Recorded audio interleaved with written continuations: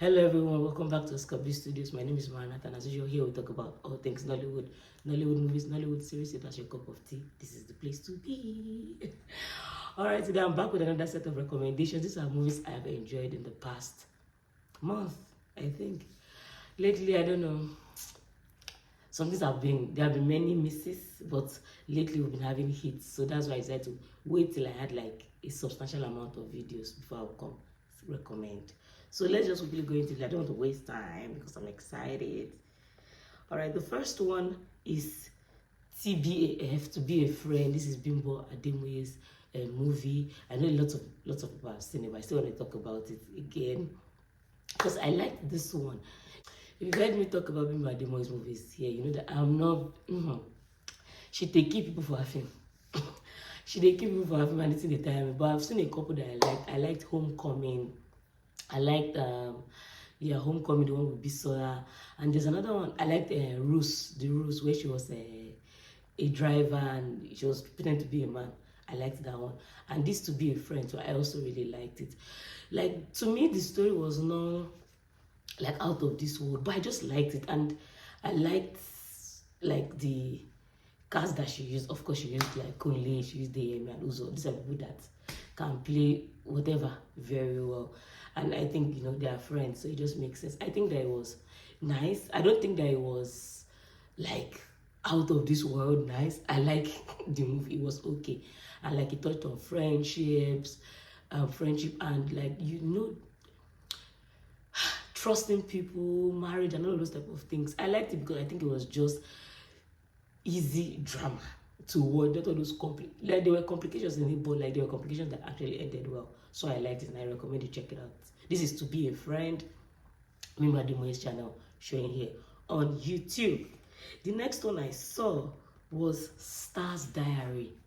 This was, first of all, it starred Michael Dapper and Uche. My faves, like Uche is my favorite actress. Like before I used to say one of, no, it's not one of again. She's my favorite actress in Nollywood. Point blank period. She's my favorite. But again, her channel, I think I've talked about her own personal channel. I don't really vibe with the movies she puts on her channel. Sometimes I'm just like, what's going on? I don't really vibe with it. But this one I liked. I really enjoyed this one. He followed the story of like a first child. You know the responsibility, first child, not just first child, first daughter. I can relate like crazy. I'm first daughter too. Like the burden that is just on you. It might not even be anybody putting the burden on you. It might just be you thinking that you're so responsible for things. And that's one of the things I've been struggling with. Like learning how to let go and not be in control so much. And like when she even got into a relationship with somebody that, you know, cared. And that other person too is somebody that I think he was like a fixer. He had like this fixer type of mindset. So when fixer meets someone that's a control freak, well, head goes jam. And that was what it was. I really liked it. I loved the story. I loved the pacing. I loved it so much because, like, to me, it was just very realistic. But mind you, I don't just want Nollywood for reality. I don't really care about reality. I like it to escape reality, and I also like when they do realistic movies too. I watch all. Yeah, take it from me. So I think it was very nice. Star's Diary, showing on YouTube, Uche Montana's channel. You should check it out if you've not seen it. They've gotten a lot of it, but if you've not seen it, please go watch it. I think it was really nice. The next one I'm recommending is Federal Reserve. This one was Uche Montana too. This Ruth Kajiri's movie. I think this one showed like 2 weeks ago. I think it starred Uche Montana, Eddie Watson, and one Ghanaian guy. I can't remember his name. Is it Kweti? That's his name now. I don't know. I can't remember. It starts from Q. This movie, when it started, I was just like, wait till they happen. But you know, at the end of it all, I enjoyed it. I liked it. I don't know if many people like enjoyed it, but me, I actually liked it because when the story started, like it centered on two princes, and Uche was a princess, but then she pretended to be, I'm spoiling it, sorry, but go and watch it. Even if I spoil, just go and watch it because I think it was really nice. pretended to be a maid because she wanted to vet the guy that she was betrothed to, because the way all these kingdom things used to happen. And when she got there, so that the person that she was betrothed to was a piece of shit guy.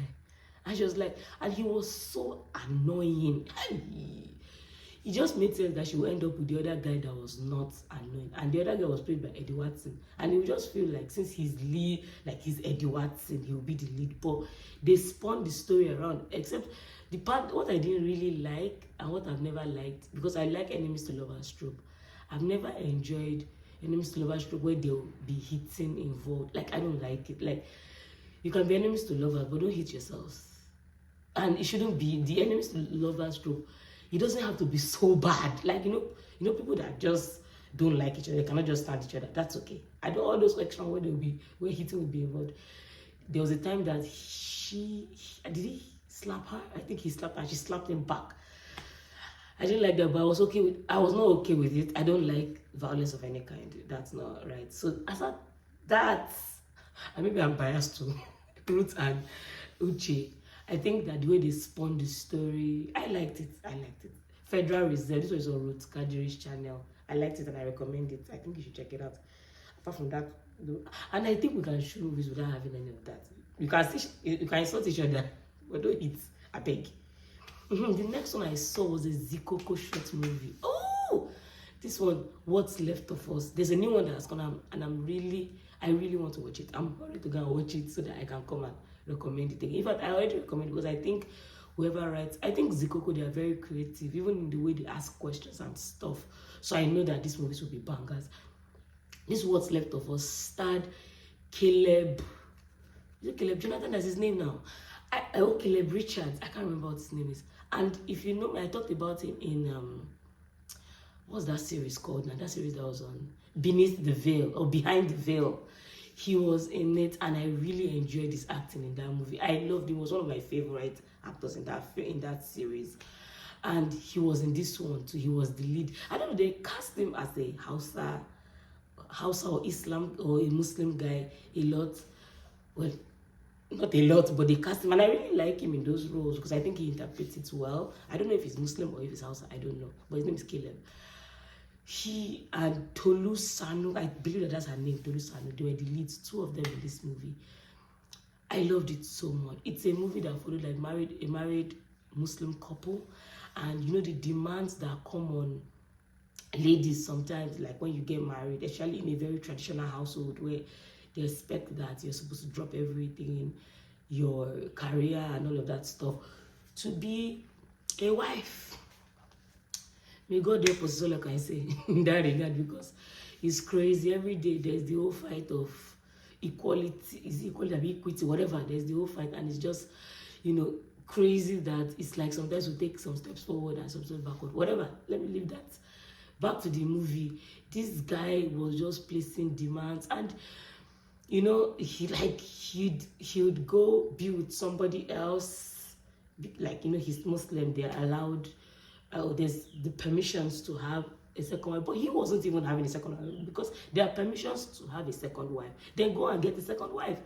That's if your wife even agreed though prior to marriage. But he was not even getting second wife. He was going to go and sleep with somebody, and I don't think that's the permission that is allowed in Islam. I don't know. I'm not a Muslim, but I don't even think that's the permission allowed. So he was basically cheating. But then they make the excuse of, oh, I'm allowed to marry a second wife, and then you be doing whatever it is that you like. I'm placing so much demand on her. He didn't want her to go back to work, and it was being so difficult.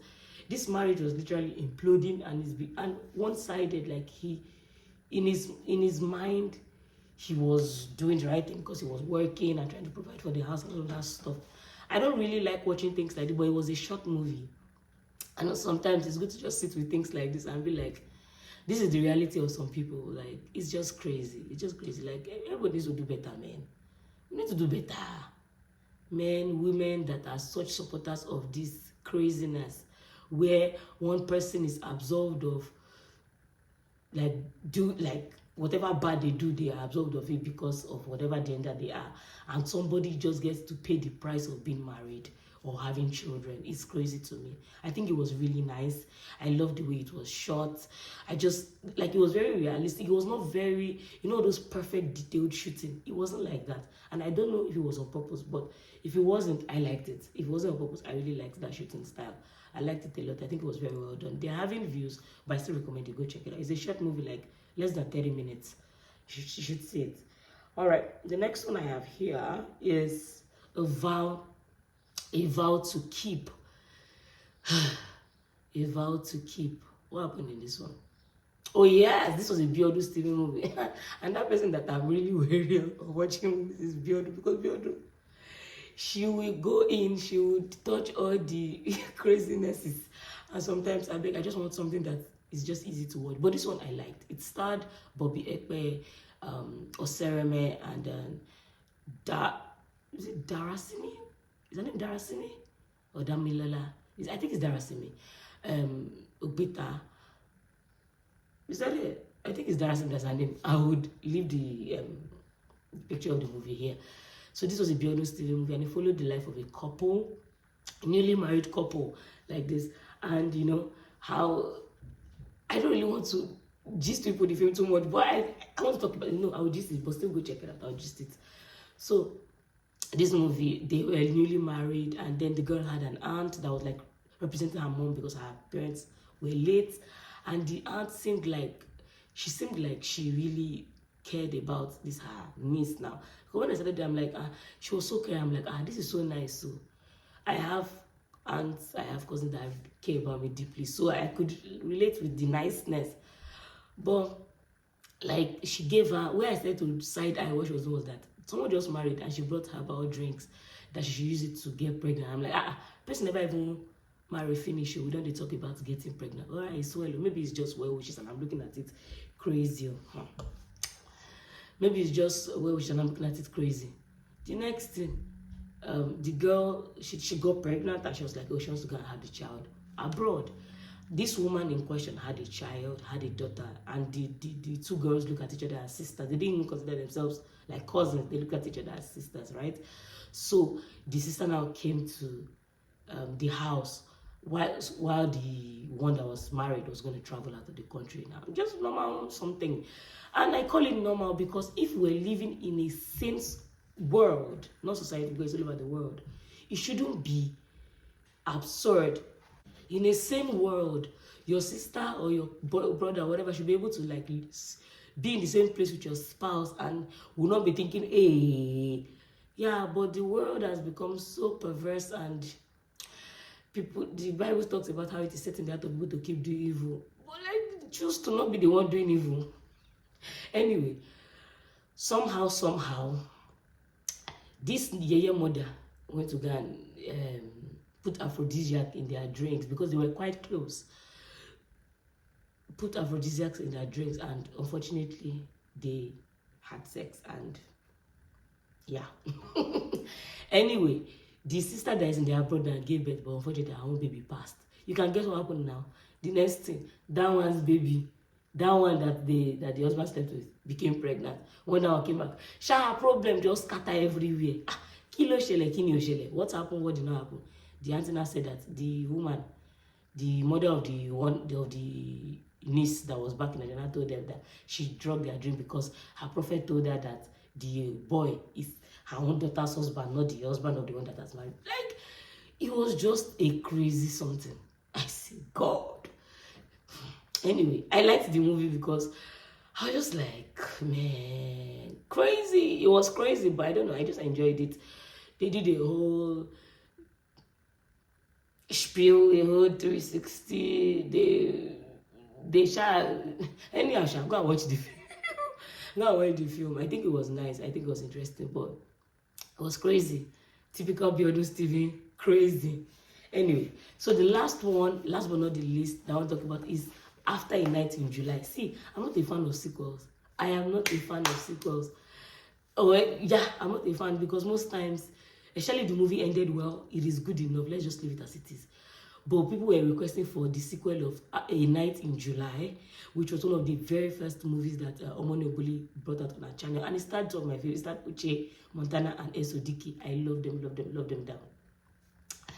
I did not like we were requesting for part 2. I'm like, what about you have proposed to marry her now? Kill her too fair. What do people want again? But, hey God, this guy that writes for Omoni, his name is Ufon Writes on YouTube. I can't remember his real name. He's the one that wrote The Love in Every Word and has been writing a couple of things.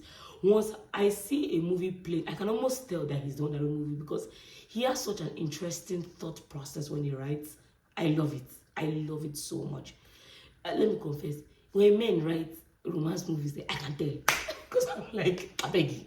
But this guy, no. I don't think he writes like the typical average man. I love it so much. He wrote this sequel. I don't know if it was the one that wrote the first one, but the sequel of this A Night in July, which is called After a Night in July. This followed their life after marriage because it's like they started their relationship from the end. Like they had sex and they got pregnant, which is usually like what you should do after you have married, right? After courtship and all of that. But unfortunately, the situation that led them to having a child was not, it was the first day that they met each other that happened, which was crazy. So now it was not following them, like their life after they got married, because they were like, oh, I love you, blah, blah, blah. All of this, I love you, all of this pregnancy, it did not allow them to take time to know each other, right? So now, they are not living with each other now, for real. That whole knowing each other. So there was not craziness. They found out they did not know each other as much. Like there were certain things. They actually trauma bonded into love. And oh no, I really liked it. And this movie, you know, when you're eating food, the food is meeting the hunger that you had. And it is satisfying. Then you drink water, you have a good burp. That's how I felt about this movie. Because I feel like they gave us time to chew on everything.